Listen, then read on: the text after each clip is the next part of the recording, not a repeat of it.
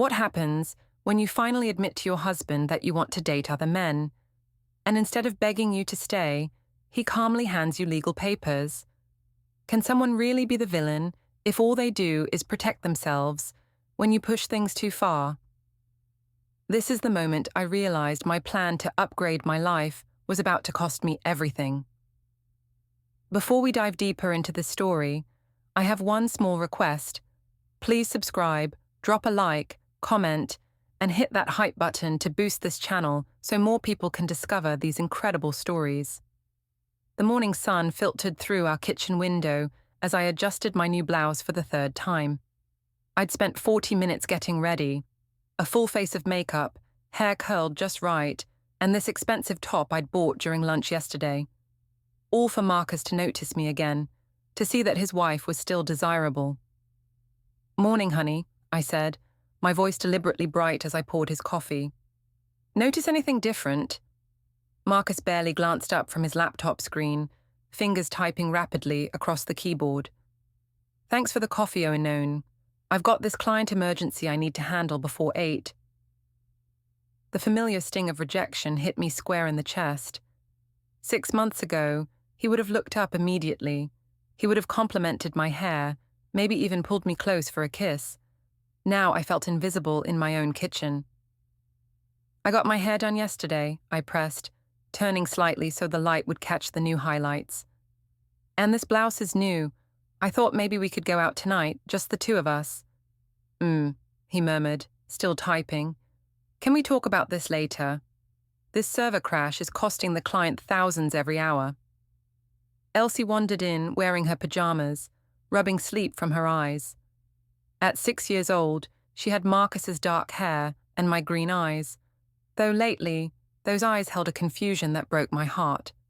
She climbed onto the chair beside her father, clearly seeking attention he wasn't giving. "Daddy, will you make pancakes?" she asked hopefully. "Not today, sweetheart. Mommy can make you cereal." His fingers never stopped moving across the keys. I watched our daughter's face fall, and something bitter twisted in my stomach. This was exactly what I meant.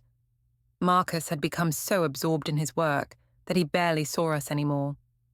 When was the last time he'd made Elsie pancakes? When was the last time he'd really looked at me?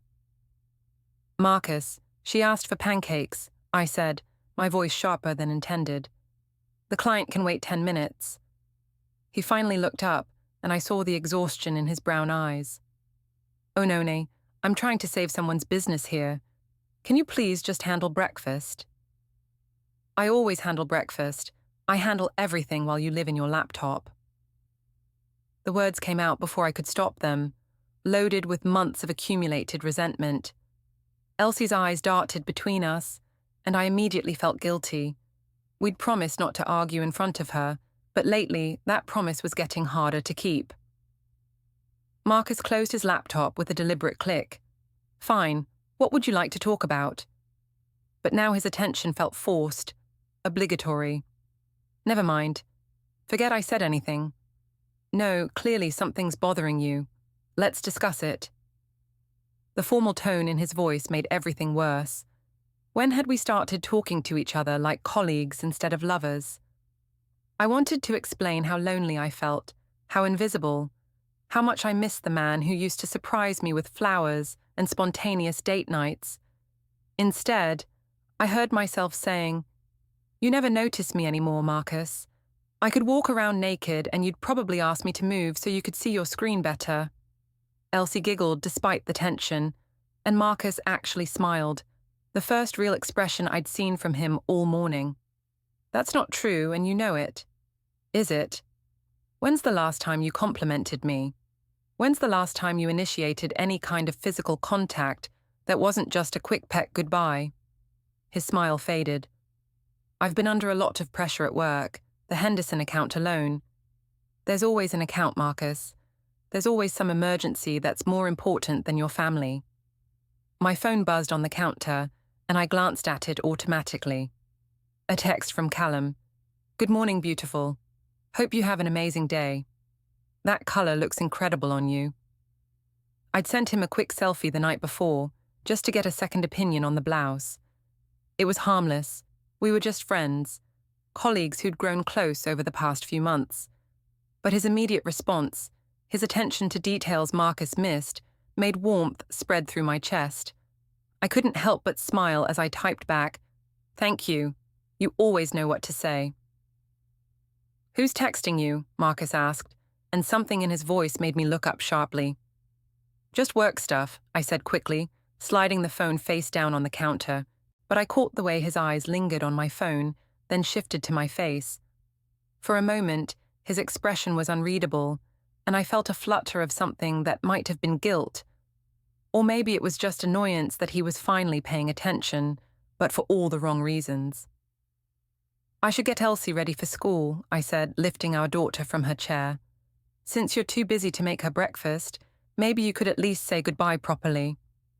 Marcus stood up, and for a second I thought he might apologize, might reach for me the way he used to.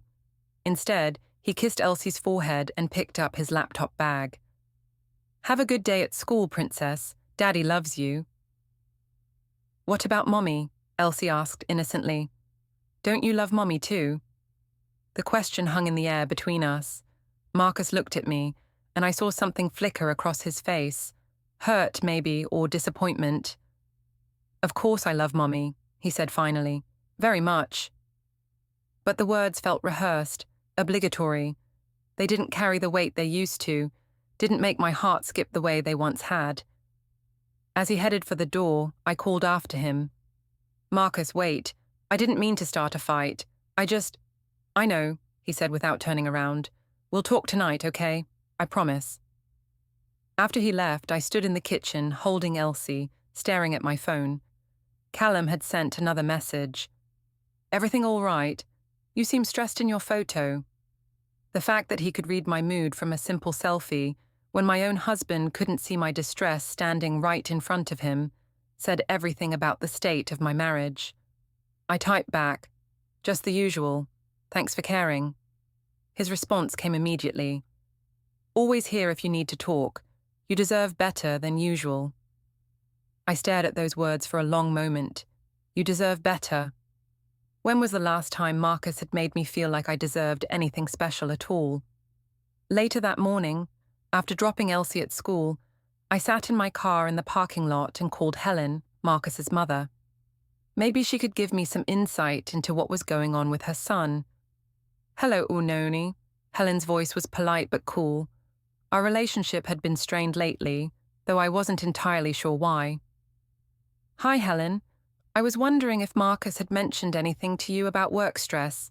He's been so distant lately, and I'm worried about him." There was a pause. "He's mentioned some challenging projects, yes, but Marcus has always been dedicated to his work. That's not new. It feels different this time. He barely talks to me anymore, barely notices when I try to make an effort. I bought a new outfit yesterday, and he didn't even look up from his computer." "Perhaps he's distracted because he senses something's wrong at home," Helen said carefully. "Sometimes when people feel insecure in their relationships, they withdraw to protect themselves." The implication in her words hit me like a slap. "What's that supposed to mean?" "Nothing specific, dear. I just think marriage requires attention from both people. Maybe instead of focusing on new clothes, you could focus on rebuilding your connection with my son." After I hung up, I sat in the car feeling more frustrated than before.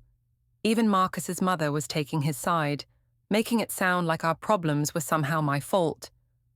Nobody seemed to understand how hard I was trying, how much effort I was putting into saving our marriage while Marcus just existed. My phone buzzed again. "Callum. Coffee later? You sound like you could use a friend." I hesitated for only a moment before typing back, "Yes, please. I really need someone to talk to." As I drove to work, I couldn't shake the feeling that something fundamental had shifted in my marriage. Marcus was pulling away, his family was taking his side, and I was left feeling more alone than ever. Thank God for Callum. At least someone still saw me as worth their time and attention. I had no idea that Marcus had been watching my phone light up all morning, or that he'd already started taking screenshots. The office break room buzzed with typical Monday morning energy as I stirred sugar into my coffee, still replaying the morning's argument with Marcus.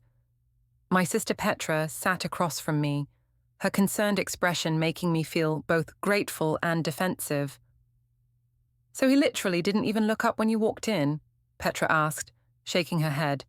"That's just rude, Oenone. Right? I spent an hour getting ready, bought this expensive blouse specifically to get his attention, and he acted like I was invisible." I pulled out my phone and showed her the selfie I'd taken. "I mean, I look good, don't I?" "You look amazing," she assured me. "Any man would be lucky to have you dress up for him." Callum appeared in the doorway, coffee mug in hand, and his face lit up when he saw me. There's that beautiful smile I was hoping to see today, feeling better than this morning. The way he said it, like my feelings actually mattered to him, made something warm unfurl in my chest.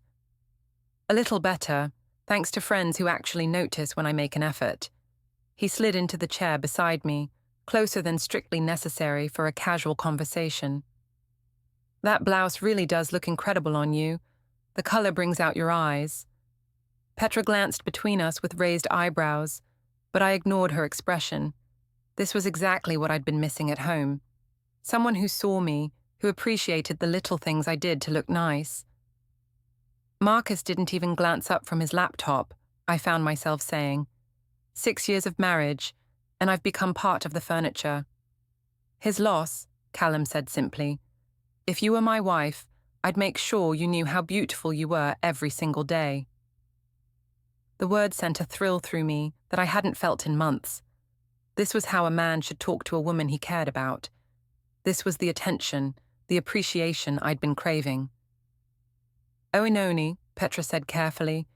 "Maybe Marcus is just going through a rough patch at work. You said he mentioned a client emergency." I felt a flash of irritation at her defense of him. "There's always a client emergency, Petra. There's always some reason why work is more important than his family. Do you know he couldn't even be bothered to make Elsie pancakes this morning? She asked specifically, and he just told her to have cereal instead." "That does sound pretty dismissive," our colleague Jennifer chimed in from the next table. "My ex-husband used to do the same thing, always too busy for the family, but somehow he found time for his hobbies." "Exactly," I said, feeling validated. "It's like Marcus has forgotten we exist except when he needs something from us." Callum leaned forward, his voice gentle. "You shouldn't have to beg for attention from your own husband. A real man makes his wife feel like the most important person in his world." The way he looked at me when he said it made my pulse quicken. Here was a man who understood what I needed, who saw what Marcus was failing to provide. "Maybe you're being a little hard on him," Petra said quietly. "Marriage goes through ups and downs. Remember when Tom and I went through that rough patch last year?" "This isn't a rough patch," I snapped, surprised by my own vehemence. "This is Marcus showing me exactly how little I mean to him." "Do you know what he said when I tried to talk to him about it? He asked if we could discuss it later because his work was more important." I was editing the conversation slightly, but the core truth remained. Marcus had prioritized his laptop over his wife. The details didn't matter as much as the pattern of neglect I was describing. "That's terrible," Jennifer said sympathetically. "You deserve so much better than that." "She absolutely does," Callum agreed, his hand briefly touching mine on the table. "Any man who doesn't appreciate a woman like Oenone doesn't deserve her." The contact sent electricity up my arm, and I didn't pull away as quickly as I probably should have. Petra noticed. I could see it in her expression, but I was tired of apologizing for enjoying male attention that felt genuine. "The worst part is how he makes me feel like I'm being unreasonable for wanting basic consideration," I continued. "Like I'm supposed to be grateful for the scraps of attention he throws my way between work calls." "Gaslighting," Jennifer said knowingly, "making you question your own reasonable expectations. Classic manipulation tactic." The word hit me like a revelation. Gaslighting. Was that what Marcus was doing? Making me feel crazy for wanting my husband to notice when I looked nice, to prioritize his family occasionally, to show some interest in my emotional needs. "You're right," I said slowly. He is making me question myself. Every time I try to address problems in our marriage, somehow I end up being the one who's asking for too much. Callum's eyes were full of sympathy. You're not asking for too much. You're asking for the bare minimum any wife should expect. Attention, appreciation, emotional support. Those aren't luxury items, they're basic relationship needs. Exactly. The validation felt like cool water on a burn. Thank you for understanding that. Oenone, Petra said hesitantly. I'm just worried that maybe I'm what? I turned to face her, feeling defensive. Maybe I'm being too demanding. Maybe I should just accept being ignored and unappreciated. No, that's not what I meant. I just think there might be two sides to this story, and maybe Marcus is struggling with something you don't see. Her words stung because they echoed the doubt I was trying to push away. But looking at Callum's supportive expression, at Jennifer's understanding nod, I felt my confidence return. These people could see the situation clearly, without the bias of family loyalty. Marcus isn't struggling with anything except taking his wife for granted, I said firmly, and I'm tired of making excuses for him. Callum smiled at me with what looked like pride. Good for you. It takes courage to stop accepting less than you deserve. As we prepared to return to work, Callum lingered beside me. Hey, I know this is hard to deal with. If you ever need someone to talk to, really talk, not just office small talk, I'm here. Maybe we could grab lunch later. Somewhere quiet where you can speak freely. The invitation sent a flutter of excitement through me. When was the last time Marcus had suggested we go somewhere just to talk? When was the last time he'd seemed genuinely interested in my thoughts and feelings? I'd like that, I heard myself saying. I really need someone who understands what I'm going through. Great, there's that little cafe on 5th Street. Quiet, good food, comfortable atmosphere. 1 o'clock? Perfect. As he walked away, I caught Petra watching me with an expression I couldn't quite read. What? Nothing, she said quickly. Be careful, okay? Careful of what? Having a conversation with a friend who actually listens to me. It's just that you're vulnerable right now, and sometimes when we're hurting, we make choices we wouldn't normally make. Her concern felt more like judgment, and I bristled. I'm having lunch with a colleague, Petra, not running away to Vegas. But as I returned to my desk, I couldn't deny the excitement building in my chest. For the first time in months, I had something to look forward to, a conversation with someone who saw me as interesting, attractive, worth his time and attention. I spent the rest of the morning thinking about what I'd wear to lunch, how I'd style my hair, what we might talk about.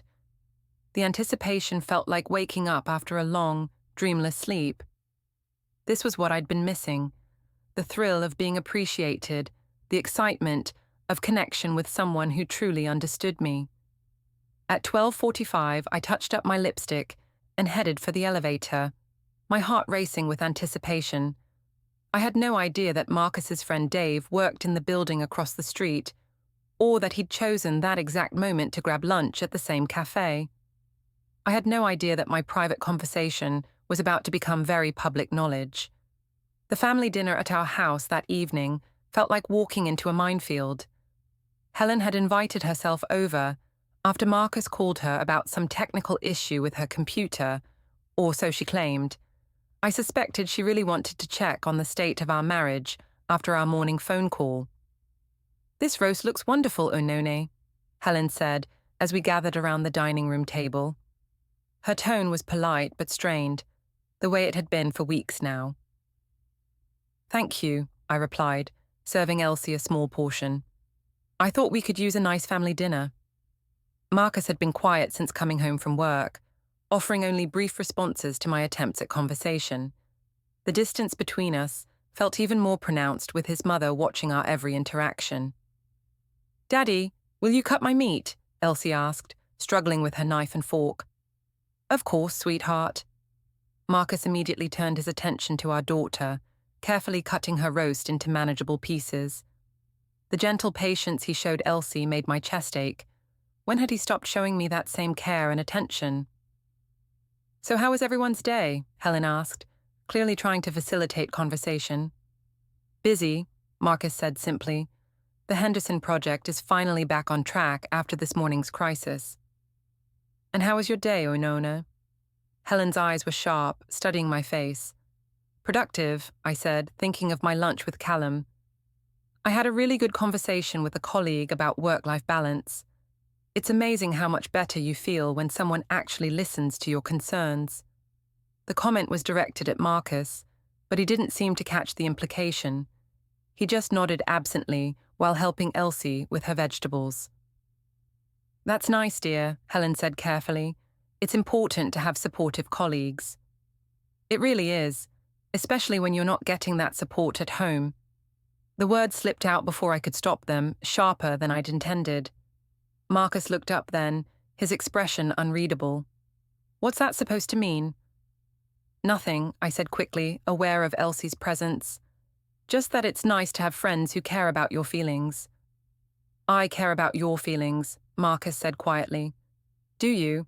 Because this morning, when I tried to tell you how I was feeling, you asked me to wait because work was more important. Helen cleared her throat uncomfortably. Perhaps we could discuss this later when what? When Elsie's not around to see how her parents really interact. I could hear the bitterness in my own voice. Maybe she should see what happens when one person in a marriage stops trying. Oh no, Marcus's voice held a warning. Not now. When then? You're always too busy for now. There's always some excuse why we can't address the problems in our marriage. Elsie had stopped eating and was looking between us with wide, worried eyes. I immediately felt guilty, but the frustration that had been building all day wouldn't be contained. You know what the funny thing is? I continued, unable to stop myself. Other men notice me. Other men think I'm worth their time and attention. Other men would appreciate having a wife who makes an effort. The silence that followed was deafening. Helen's face had gone pale, and Marcus was staring at me with an expression I'd never seen before. What other men? He asked quietly. It doesn't matter. The point is that I'm still an attractive, interesting woman, even if my own husband has forgotten that fact. Mummy, Elsie said in a small voice, why are you mad at Daddy? The question broke my heart, but I was too far gone to stop. I'm not mad at Daddy, sweetheart. I'm just sad that he doesn't seem to love Mommy the way he used to. Oh no, Helen's voice was sharp with shock. That's quite enough. Is it? Is it enough that I've spent 6 years making myself smaller and smaller to accommodate a man who barely acknowledges my existence? Is it enough that I've given up my dreams, my identity, my sense of self-worth for someone who treats me like a roommate? That's not fair, Marcus said, his voice tight with controlled emotion. I work hard to provide for this family. Everything I do is for you and Elsie. Providing isn't the same as loving, Marcus. Money isn't the same as attention. A roof over my head isn't the same as feeling valued and appreciated. So, what are you saying exactly? His eyes were fixed on mine, and something in his expression made me pause. But the words were already forming, pushed out by months of resentment and the afternoon's validation from Callum. I'm saying that maybe other men would treat me better. Maybe other men would make me feel alive again instead of like I'm slowly disappearing. Elsie burst into tears. Helen stood up so quickly her chair scraped against the floor. And Marcus just looked at me like he was seeing a stranger. Elsie, sweetheart, come with Grandma, Helen said, lifting our daughter from her chair. Let's go read a story in the living room. As they left the dining room, Elsie's sobs echoing down the hallway, I realized what I'd just done.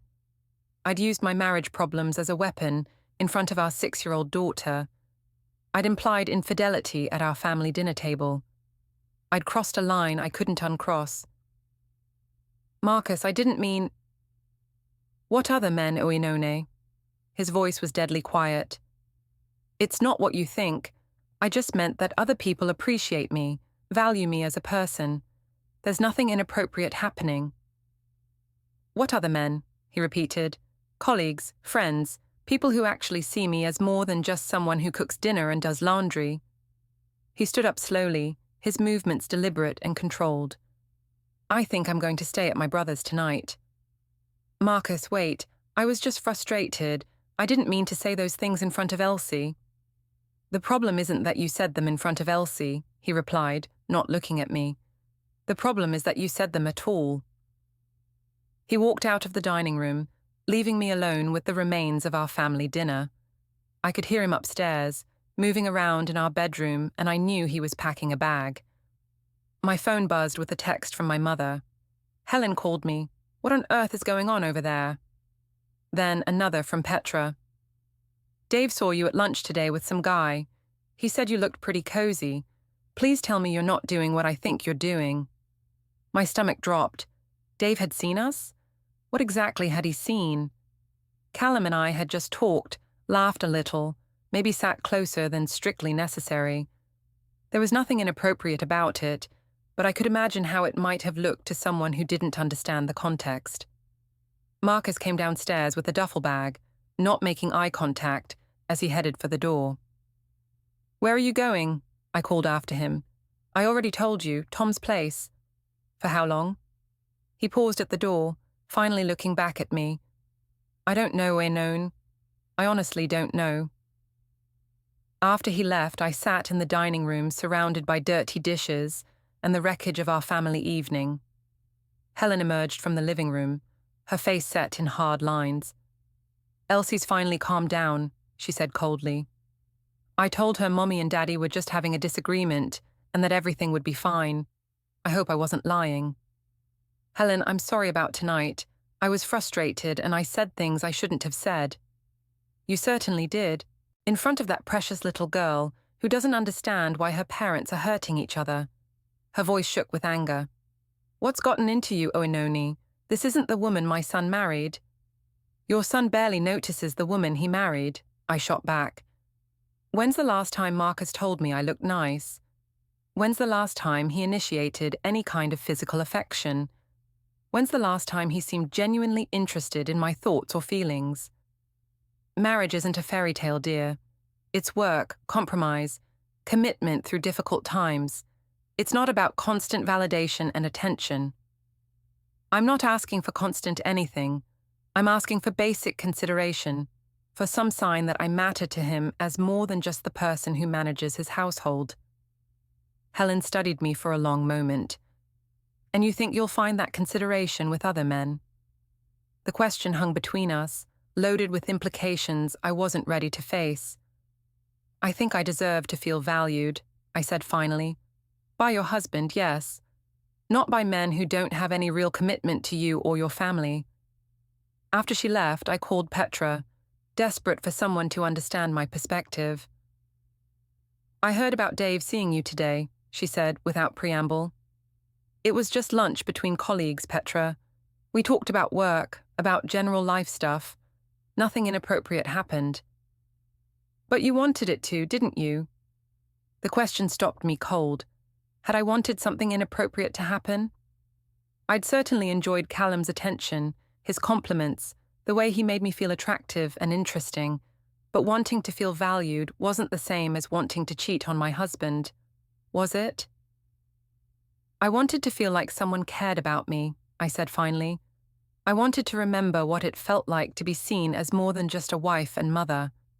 And now Marcus is gone, Elsie is traumatized, and the whole family is talking about your lunch date. Was it worth it?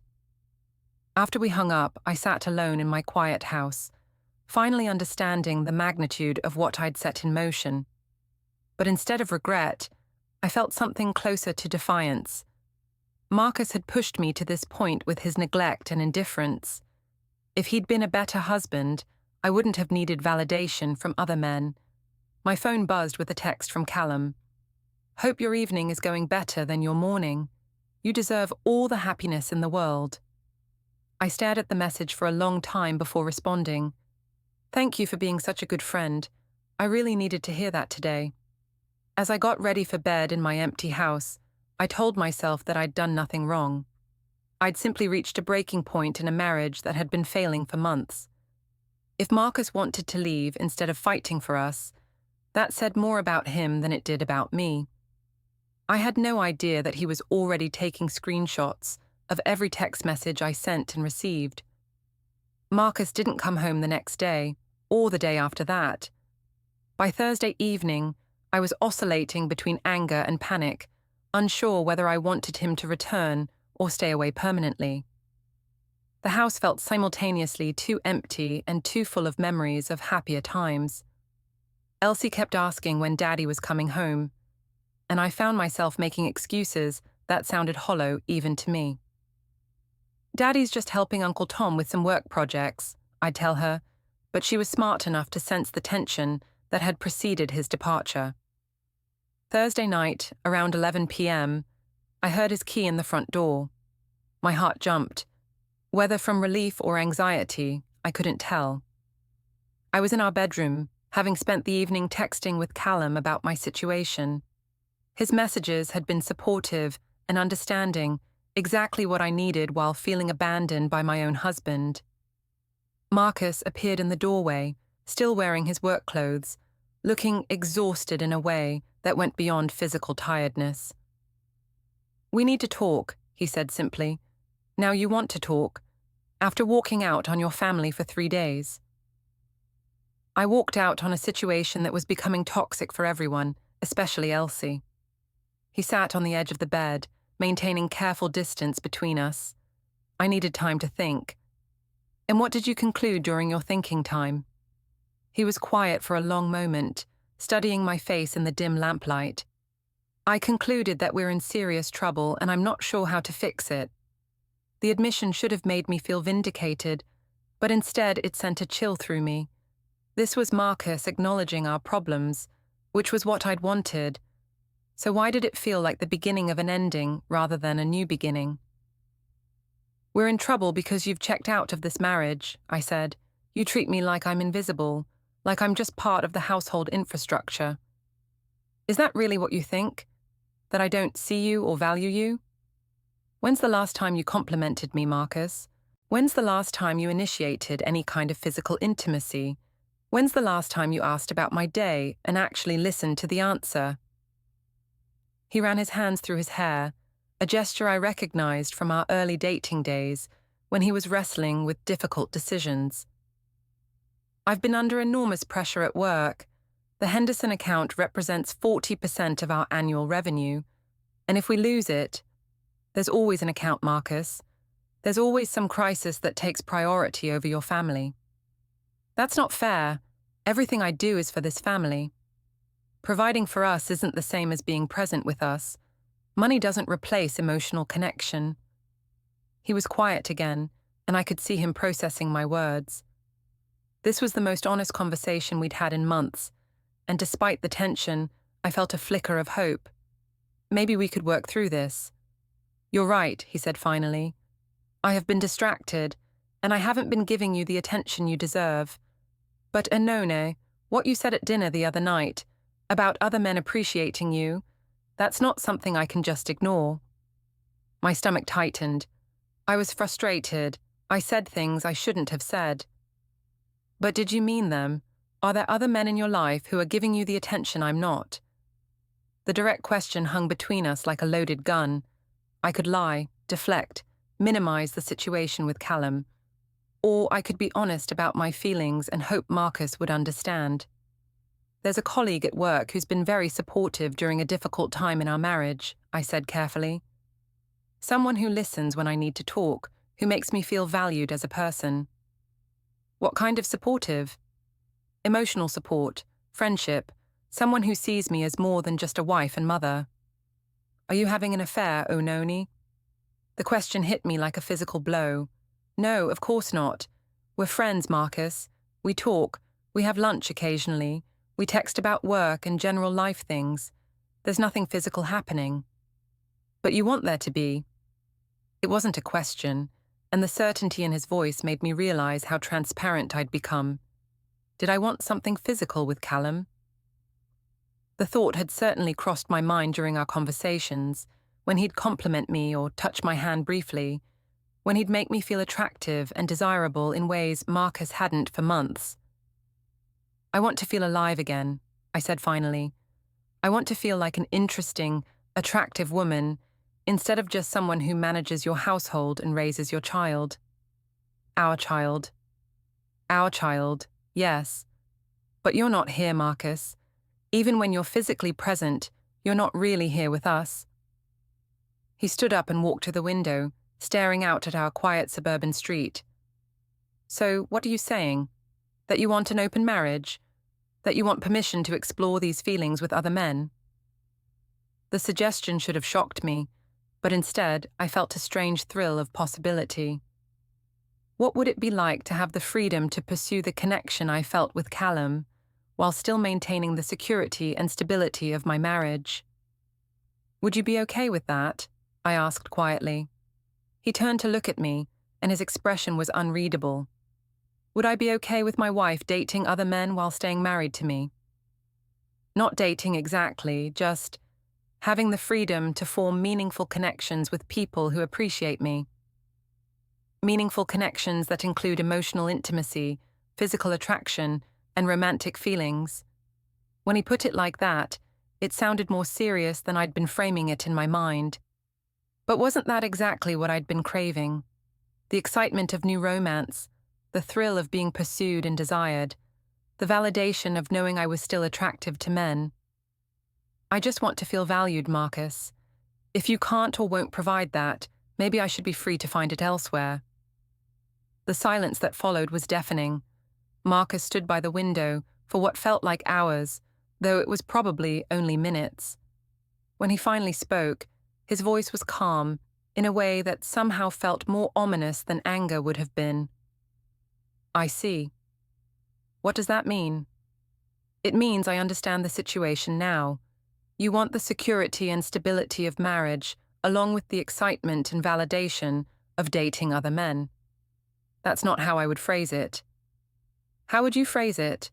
I struggled to find words that would make my position sound reasonable, justified, fair to both of us. I would phrase it as two people who love each other, finding a way to meet both of their needs within the structure of their marriage. And what about my needs, Oenone? What about my need for a wife who's emotionally and physically committed to our relationship? You haven't seemed particularly interested in emotional or physical commitment lately. So your solution is to find those things with other men instead of working on our marriage. The question forced me to confront the reality of what I was proposing. Was I trying to save our marriage, or was I trying to have my cake and eat it too? Did I want to fix our problems, or did I want permission to pursue the feelings I was developing for Callum? I'm trying to find a solution that works for both of us, I said, but the words sounded weak even to me. Marcus nodded slowly, as if I'd confirmed something he'd already suspected. I'm going to stay at Tom's for a few more days while I think about this. Marcus, wait. Can't we talk about this more? Can't we try to work something out? I think you've made your position pretty clear, Oenone. You want the freedom to pursue relationships with other men. I need to decide if that's something I can live with. After he left, I sat alone in our bedroom, feeling simultaneously relieved and terrified.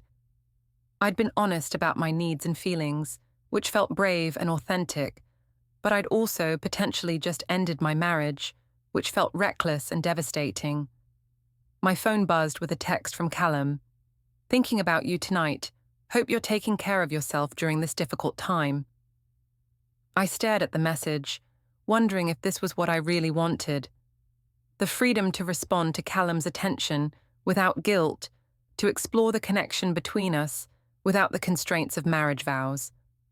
But as I typed back, "Thank you for being such a good friend," I couldn't shake the image of Elsie asking when Daddy was coming home. I had no idea that Marcus was sitting in his car outside, watching my bedroom window, taking photos of me texting on my phone at midnight. The following Monday morning brought a sense of surreal normalcy. I dropped Elsie at school, drove to work, and settled into my usual routine as if my marriage wasn't hanging by a thread. Marcus had been gone for a week now, staying at his brother's place and communicating only through brief texts about Elsie's schedule and household logistics. Callum found me in the break room around 10 a.m., his presence immediately lifting my spirits in a way that felt both comforting and dangerous. "How are you holding up?" he asked, his voice warm with genuine concern. "Better than expected, actually. I think I'm finally accepting that some relationships just run their course, you know?" "That's very mature of you. It takes courage to acknowledge when something isn't working instead of clinging to it out of fear or obligation." His words felt like validation for the decision I was slowly making. Maybe Marcus leaving was a blessing in disguise, a chance for both of us to find happiness with people who truly appreciated us. "I keep thinking about what you said last week," I continued, "about deserving better than scraps of attention.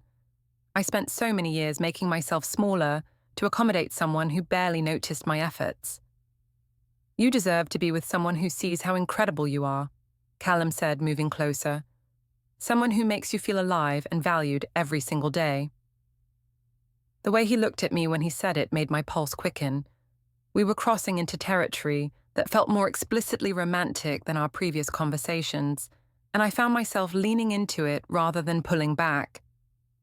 "Maybe when all this legal stuff is settled, we could have dinner sometime," I heard myself saying. "Somewhere nice, just the two of us." His smile was radiant. "I would love that, Oenone. I've been hoping you'd be ready for that step." The word step sent a thrill through me. We were talking about dating now, about a real romantic relationship once I was free from my marriage. The future suddenly felt full of possibility instead of trapped in stagnation. Around noon, I was at my desk reviewing client files when Jennifer approached with an odd expression on her face. "Oenone, there's someone here to see you. He says he's your husband." My heart jumped. Marcus was here? At my office? We'd barely spoken since our conversation about open marriage, and I'd assumed he was still processing everything at his brother's place. "Should I tell him you're in a meeting?" Jennifer asked quietly. "No, it's fine. Send him back." But when Marcus appeared in the doorway of my cubicle, something in his expression made my stomach drop. This wasn't the exhausted, conflicted man who'd left our bedroom a week ago. This Marcus looked calm, resolved, and somehow more distant than I'd ever seen him. "We need to talk," he said simply. "Here? Now?" "Marcus, I'm at work. This will only take a minute." He was carrying a manila envelope, and the sight of it filled me with inexplicable dread. "What's that?" "Legal documents. I thought you should see them before I filed them officially." The words hit me like ice water. Legal documents. Filed officially. This was really happening. "Marcus, can we please discuss this at home, in private?" "I think we've done enough discussing, Oenone. You've made your position clear, and now I'm making mine clear." He handed me the envelope, and I noticed several of my co-workers pretending not to watch our interaction. This was exactly the kind of public drama I'd been hoping to avoid. "What is this?" I asked, though I was afraid I already knew. "Legal separation papers. I'm also petitioning for temporary custody of Elsie while we sort out the details of our divorce." The word divorce hit me like a physical blow. "Divorce? Marcus, I never said I wanted a divorce. I said I wanted to work on our marriage, to find a way to meet both of our needs. By dating other men while staying married to me. That's not working on our marriage, Oenone. That's ending it with extra steps. You're being dramatic. Lots of couples find creative solutions to relationship problems." Creative solutions. He repeated the phrase like it tasted bitter. "Is that what you call it when you ask your husband for permission to cheat?" Several heads turned in our direction, and I felt heat flood my cheeks. "Keep your voice down. We don't need to air our personal business in front of my colleagues." "You didn't seem concerned about privacy when you were having intimate lunches with your co-worker." The reference to Callum made my stomach lurch. How much did Marcus know about our friendship? "There's nothing inappropriate about having lunch with a colleague." Nothing inappropriate about the lunch itself, maybe, but plenty inappropriate about the emotional affair you've been conducting while complaining to everyone who'll listen about what a terrible husband I am. That's not what happened, isn't it? Because I have witnesses who heard you telling people that other men would treat you better, that I don't appreciate you, that you deserve more than what I'm giving you, and all while you're texting another man at midnight and having private lunches where you sit close enough to hold hands. The specificity of his knowledge was alarming. You've been spying on me. I've been paying attention, finally, something I apparently should have been doing months ago. Marcus, please, can we go somewhere private and discuss this rationally? I don't want to end our marriage. I want to fix it. By dating other men. By finding a way for both of us to be happy. He was quiet for a moment, studying my face with an expression I couldn't read. The thing is, Oenone, I don't think you actually want to fix our marriage. I think you want to keep the security and stability of being married while having the freedom to pursue romantic relationships with other men. And I'm not willing to be your safety net while you explore your options. That's not fair. What's not fair is asking your husband to subsidize your dating life. What's not fair is using our daughter as a bargaining chip to keep me invested in a relationship you've already checked out of emotionally. The accusation about Elsie stung because there was truth in it. I had been counting on Marcus's love for our daughter to keep him from leaving, to make him more willing to compromise on unconventional arrangements. I haven't checked out of anything. I'm trying to save our family. By pursuing other men. By being honest about my needs instead of suffering in silence. And I'm being honest about mine. I need a wife who's committed to our marriage, not someone who sees me as a placeholder while she shops for upgrades. The word upgrades hit uncomfortably close to home. Wasn't that exactly how I'd been thinking about Callum, as an improvement over Marcus, someone who offered everything my husband lacked? I never said you were a placeholder. You didn't have to say it, Oenone. Your actions said it loud and clear. He turned to leave, then paused. The papers include a custody schedule. I'll pick up Elsie after school today and keep her through Wednesday. You can have her Thursday through Sunday. We'll alternate weeks after that until the court makes a permanent decision. Marcus, wait. Please don't do this. We can work this out. No, we can't. Because working it out would require both of us to want the same thing, and we clearly don't. After he left, I sat at my desk staring at the manila envelope, aware that my co-workers were still stealing glances in my direction. The conversation had been quieter than I'd feared, but in an open office environment, enough people had overheard to make this the gossip of the day. Callum appeared beside my desk, his face full of concern. Are you okay? That looked intense. He's filing for divorce, I said numbly, and he wants custody of Elsie. I'm so sorry. That must be devastating. I don't understand how we got here so fast. A week ago we were talking about working on our marriage, and now he's serving me with legal papers. Sometimes people reach a breaking point, Callum said gently. Maybe this is actually a gift, freedom to build the life you really want instead of staying trapped in something that wasn't working. His words should have been comforting, but instead they made me feel hollow. Was this really what I wanted? To be a divorced single mother, dating my co-worker while fighting my ex-husband for custody of our daughter? I should probably go home early today, I said. I need to process all this. Of course. And remember, I'm here for whatever you need. We're in this together now. As I drove home, I tried calling my mother to tell her about the divorce papers, but she didn't answer. I tried Petra, but got voicemail. Even Helen wasn't picking up when I called her number. It wasn't until I got home and checked my bank account that I realized Marcus had been busy with more than just legal papers. All of our joint accounts had been frozen pending the legal proceedings. My credit cards were declined. Even my access to our savings account had been suspended. For the first time since this whole situation began, I felt genuinely afraid. This wasn't just about our marriage anymore. This was about my financial security, my ability to care for Elsie, my entire future. My phone buzzed with a text from Marcus. Elsie is safe with me. We'll talk soon about next steps. I suggest you get a lawyer. As I sat alone in our empty house, surrounded by the life we'd built together, I finally understood that Marcus wasn't bluffing or trying to scare me into compliance. He was systematically protecting himself and our daughter from what he saw as my betrayal. And for the first time, I wondered if I'd made a terrible mistake.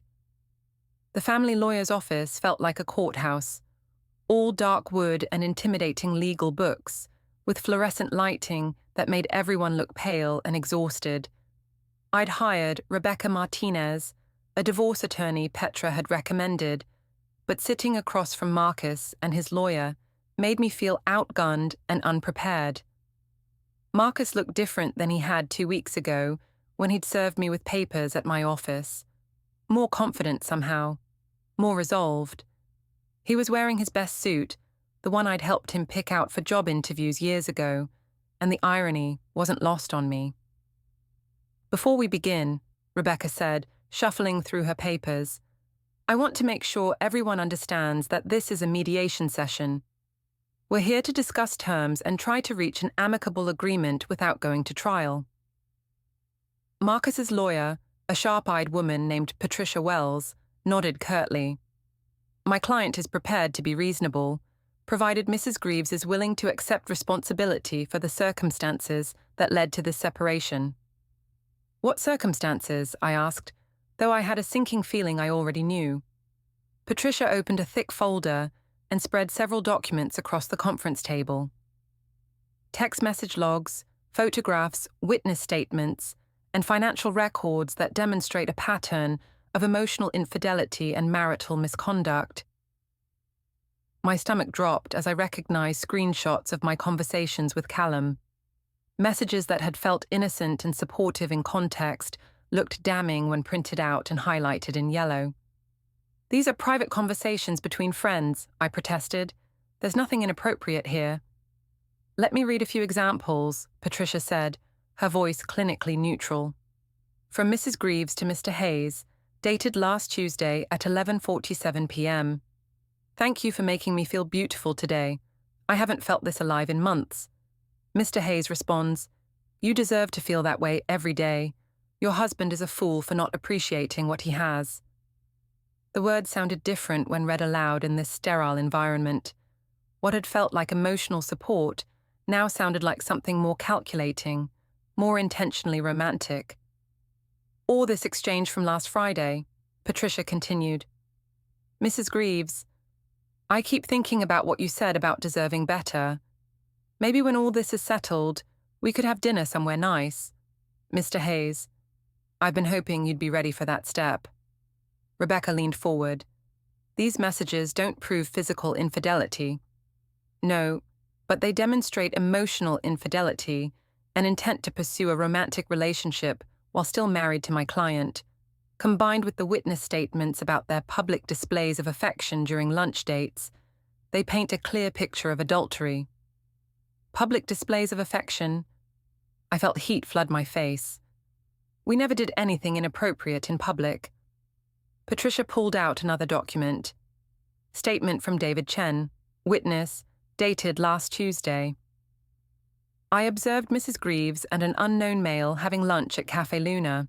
They were sitting very close together, holding hands across the table, and their body language suggested intimate conversation rather than casual friendship." "We weren't holding hands," I said, though even as I said it, I remembered Callum briefly touching my hand when he'd made a particularly supportive comment. Had it looked like hand-holding to someone watching from across the restaurant? Statement from Jennifer Walsh, co-worker, Patricia continued.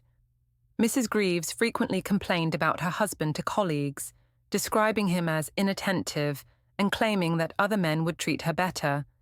She openly discussed her lunch dates with Mr. Hayes and appeared emotionally invested in their relationship.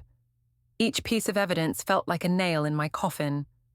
Things I'd said in frustration, moments of connection with Callum that had felt healing and validating, were being presented as proof of my betrayal and misconduct. Furthermore, Patricia said, Mrs. Greaves explicitly requested an open marriage arrangement that would allow her to pursue romantic relationships with other men while remaining married to my client for financial security and stability. That's not how I phrased it, I protested. Marcus spoke for the first time since we'd sat down. How would you phrase it, Oenone? The question hung in the air, and I realized I didn't have a good answer. How could I explain my request for freedom to explore other relationships without it sounding exactly like what Patricia had described? I was trying to find a solution that would work for both of us, I said finally. A solution where you could date other men while I supported you financially and helped raise our daughter, Marcus replied. That's not a marriage, Oenone. That's a business arrangement with benefits. Rebecca tried to regain control of the conversation. My client was experiencing emotional neglect in her marriage and sought support from friends and colleagues. That's not grounds for punitive action in divorce proceedings. Emotional neglect? Patricia's voice sharpened. Let's discuss that claim. She pulled out another set of documents.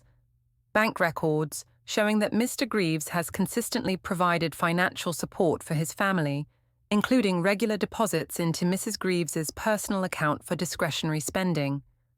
Credit card statements showing purchases of flowers, jewelry, and restaurant meals, gifts for his wife and family dinners that she claims never happened. I stared at the financial records, seeing our marriage reduced to transaction logs and purchase histories. Yes, Marcus had bought me flowers occasionally, had taken us out to dinner sometimes, but those gestures had felt obligatory, perfunctory, lacking the emotional connection I craved. Financial support isn't the same as emotional intimacy, I said. And emotional intimacy with other men isn't the same as working on your marriage, Marcus replied. Patricia continued her presentation. Text messages between Mr. and Mrs. Greaves show repeated attempts by my client to schedule date nights, family activities, and private conversations. Mrs. Greaves frequently declined these invitations or cut conversations short to respond to messages from Mr. Hayes. That's not true, I started to say, but then I remembered several occasions when Marcus had suggested we watch a movie together or go for a walk, and I'd been distracted by texts from Callum. Had I really been declining Marcus's attempts at connection while complaining that he wasn't making any effort? The evidence shows a clear pattern, Patricia concluded. Mrs. Greaves checked out of her marriage emotionally and began pursuing a relationship with another man, then requested permission to continue that relationship while maintaining the financial and social benefits of marriage. When my client refused to accept that arrangement, she characterized him as controlling and unsupportive. The room was quiet for a moment as everyone absorbed the weight of the evidence. When presented this way, my behavior looked manipulative and selfish in a way that made me cringe. But that wasn't how it had felt at the time. I'd been lonely, neglected, desperate for connection and validation. "What are your client's terms?" Rebecca asked finally. "Primary custody of the minor child, with supervised visitation for Mrs. Greaves until she can demonstrate emotional stability and commitment to co-parenting. Division of assets according to prenuptial agreement, with Mrs. Greaves receiving her predetermined settlement. No alimony, given the circumstances of the separation. Supervised visitation?" I stood up so quickly my chair rolled backward. "You want to take my daughter away from me?" "I want to protect our daughter from the chaos and instability you've created," Marcus said calmly. "Elsie has been asking why Mommy is always texting other men, why Daddy doesn't live at home anymore, why we fight all the time. She's 6 years old, Oenone. She shouldn't have to worry about whether her parents' marriage is going to survive your midlife crisis." The accusation hit me like a slap. "This isn't a midlife crisis. This is me trying to save a marriage that was dying from neglect. By having an affair." "I didn't have an affair." "You had an emotional affair, requested permission to make it physical, and when I refused, you blamed me for not being understanding enough." Marcus's voice remained steady, but I could see the hurt beneath his controlled exterior. "That's not saving a marriage, Oenone. That's ending it while trying to make me the villain." The truth in his words was devastating. Looking back at the past few months, I could see how my actions might have appeared to him, how my friendship with Callum had gradually become more important than my relationship with my husband, how I'd been building a case against Marcus, to justify my growing feelings for another man. I never meant for things to go this far, I said quietly. But they did go this far, he replied, and now we have to deal with the consequences. Rebecca tried one more time to negotiate. Perhaps we could discuss a more equitable custody arrangement. No, Marcus's voice was final. I've been patient, understanding, and accommodating for months, while my wife pursued another man and blamed me for her unhappiness. I'm done being the understanding husband. Now I'm being the protective father. Patricia began packing up her documents. We'll file these papers with the court tomorrow. Mrs. Greaves has 30 days to respond if she wants to contest any of the terms. As everyone prepared to leave, I found myself alone with Marcus for the first time since this nightmare began. Marcus, please. I know I made mistakes, but we can fix this. We can go to counseling, work on our communication, rebuild our trust. He looked at me with something that might have been pity. Oenone, you asked me for permission to date other men. You can't come back from that and pretend it was just a communication problem. I was confused and hurt, and looking for validation in the wrong places, but I love you, and I love our family. You love the security our family provides, but you don't love me enough to be faithful to our marriage, even emotionally.